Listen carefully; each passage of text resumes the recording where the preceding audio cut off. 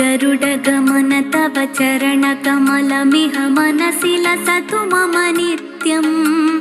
गरुडगमन तव चरणकमलमिह मनसि लसतु मम नित्यम्। मनसि लसतु मम नित्यम्।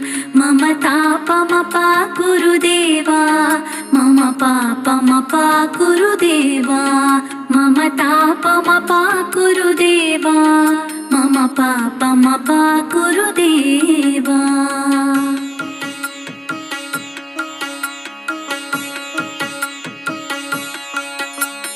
जलजनयन विधिनमुचे हरणमुख विबुध विनुत पदपद्मा। जलजनयन विधिनमुचे हरणमुख विबुध विनुत पदपद्मा। विबुध विनुत पदपद्मा। मम तापमपाकुरु